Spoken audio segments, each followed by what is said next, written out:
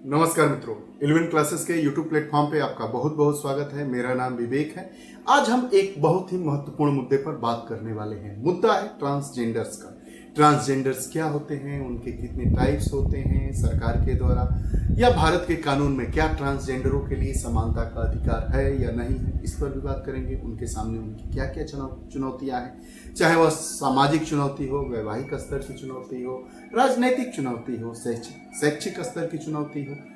सारे मामलों पर सभी बिंदुओं पर हम बात करते करते इस वीडियो सेशन को आगे बढ़ाएंगे। अगर आपकी भी कुछ राय हो तो आप हमारे 11 क्लासेस चैनल को सब्सक्राइब करें और कमेंट बॉक्स में जरूर अपने विचार दें। आपके जो विचार होते हैं वो हमारे लिए बहुत ही बल प्रदान करते हैं और जो हमारी आगे की कक्षाएं फ्रेम होती है उसके लिए वह मील का पत्थर साबित होते हैं। आइए वीडियो सेशन को प्रारंभ करने के पहले हम इसके टाइटल को समझते हैं। ट्रांसजेंडर्स की क्या है चुनौती, ट्रांसजेंडर्स की क्या है चुनौतियां, चर्चा में क्यों है, इस पर बात करें। जो मनुष्य का जैविक वर्गीकरण किया गया है वह स्त्री और पुरुष के रूप में किया गया है। मनुष्य का जो जैविक बायोलॉजिकल जो उनका वर्गीकरण किया गया है वो स्त्री और पुरुष में किया गया है। ट्रांसजेंडर को अभी भी समाज में अपना स्थान बनाने के लिए संघर्ष करना पड़ रहा है और आज भी समाज में इन्हें उचित स्थान नहीं मिल पा रहा है। एक अनूठी पहल के कारण एक समुदाय है जो चर्चा में है। मुंबई के मुंब्रा कौसा के बच्चों में नियमित टीकाकरण को बेहतर बनाने के लिए ट्रांसजेंडर समुदाय को शामिल किया गया है। 3.5 लाख से ज्यादा जनसंख्या वाला यह समुदाय है, इसको शामिल किया गया है ताकि जो नियमित टीकाकरण प्रोग्राम है उसको बेहतर बनाया जा सके। इसलिए यह पूरा ट्रांसजेंडर समुदाय चर्चा में है। बात करते हैं कौन होते हैं ट्रांसजेंडर, कौन होते हैं ट्रांसजेंडर। ट्रांसजेंडर को बहरहाल अब तीसरे लिंग के रूप में मान्यता दे दी गई है। आइए बात करते हैं। जन्म के समय निर्धारित लिंग से मेल नहीं खाता है ट्रांसजेंडर का लिंग, यह निर्धारित नहीं हो पाता है। अगर किसी बेबी का बर्थ होता है तो मेल फीमेल के अलावा उसमें न तो मेल के गुण दिखाई देते हैं न फीमेल के गुण दिखाई देते हैं, इनसे अलग होता है यह ट्रांसजेंडर समाज। ट्रांसजेंडर को LGBTQ श्रेणी के अंतर्गत किया गया है विभाजित। इसका मतलब LGBTQ, इसका मतलब लेस्बियन, गे, बाइसेक्सुअल, बाइलिंगुअल या बाइसेक्सुअल, टेक्निकल और कोरेंट। इसकी 5 श्रेणियां है। इसके तहत ट्रांसजेंडर को वर्गीकृत किया गया है। मुख्य रूप से 2 प्रकार के ट्रांसजेंडर होते हैं। एक नॉन बाइनरी ट्रांसजेंडर की भी श्रेणी होते हैं। कई तरीकों से इस ट्रांसजेंडर को व्यक्तियों की हम पहचान कर सकते हैं। मतलब ट्रांसजेंडर व्यक्तियों की पहचान के अनेकों तरीके हैं। इसके 2 प्रकार होते हैं। नॉन बाइनरी श्रेणी को भी इसमें शामिल किया जाता है। ट्रांसजेंडर के रूप में LGBTQ को भी शामिल कर लिया जाता है। अब बात करते हैं कि ट्रांसजेंडर समुदाय की क्या क्या चुनौतियां हैं। ट्रांसजेंडर जो व्यक्ति होते हैं तो पहले अगर वह पढ़ने जाते हैं तो अपने क्लास में जो बच्चे होते हैं उनसे वह अलग हो जाते हैं, उनके साथ विभेद किया जाता है। विभेद, वो हंसी के पात्र बनते हैं। उनका आत्म स्वाभिमान, आत्ममान कितना नीचे गिर जाता है, इसकी परिकल्पना करना भी कठिन होता है। जो ट्रांसजेंडर व्यक्तियों को करना पड़ता है सामाजिक भेदभाव का सामना। ट्रांसजेंडरों को लोग हेय दृष्टि से देखते हैं, कई लोगों के कई विचार हो सकते हैं, उनके सामने तमाम तरह की चुनौतियां होती हैं। ट्रांसजेंडर जो व्यक्ति होते हैं बचपन से ही बुलिंग और हिंसा का इनको सामना करना पड़ता है। ट्रांसजेंडर को पर्याप्त रोजगार के अवसर भी नहीं मिलते हैं। गा बजा कर शादी के फंक्शन में बच्चा कहीं होता है, उनके यहाँ लोग जाते हैं गा बजा कर अपनी स्थितियों को। आप ट्रेनों में भी ट्रांसजेंडरों को देखते हैं, उनकी एक अलग ही प्रजाति है। पुरुष और महिला से अलग होते हैं ट्रांसजेंडर और समाज में तमाम तरह की चुनौतियों का सामना करते हुए वह अपने जीवन को निर्वाहित करते हैं। ट्रांसजेंडर व्यक्तियों को अपनी लैंगिक पहचान की कानूनी मान्यता पाने में भी कठिनाई होती है।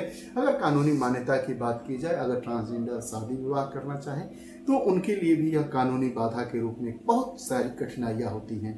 ट्रांसजेंडर शादी किससे करें, अगर वो अपने ही लिंग के लोगों से, वह अपनी जो सेक्सुअल डिज़ायर होती है उनको फीलिंग को कैसे व्यक्त करे, क्योंकि फीलिंग्स उसमें होती है, लेकिन वह उसको कैसे करे, इस तमाम तरह की अड़चने होती हैं। कानूनी बाधाएं भी उनके सामने होती हैं। शैक्षिक स्तर पर भी तमाम चुनौतियों का सामना करते हुए वह शिक्षा ग्रहण करते हैं। बहरहाल ट्रांसजेंडर समुदाय भी आज आगे बढ़ रहा है। ट्रांसजेंडरों की समस्या और चुनौतियों के समाधान के परिप्रेक्ष्य में अगर हम बात करें तो ट्रांसजेंडर व्यक्तियों के प्रति समाज की धारणाओं को बदलने के लिए जागरूकता अभियान और शिक्षा कार्यक्रम आवश्यक होता है।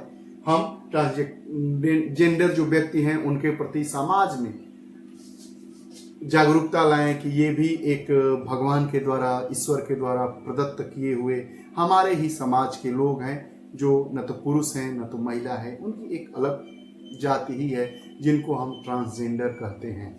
उसके लिए शैक्षिक होना जरूरत है, शैक्षिक जागरूकता की जरूरत है। सामाजिक जागरूकता अभियान चलाकर हम उनके सम्मान को वापस ला सकते हैं। ट्रांसजेंडर व्यक्तियों के अधिकार की सुरक्षा के लिए कानूनी सुधार आवश्यक है। ट्रांसजेंडर व्यक्तियों के स्वास्थ्य सेवाओं की पहुंच और गुणवत्ता को सुधारना भी जरूरी होता है। ट्रांसजेंडर व्यक्तियों के लिए रोजगार के अवसरों और शिक्षा में भेदभाव को समाप्त करना यह मूल चुनौती है।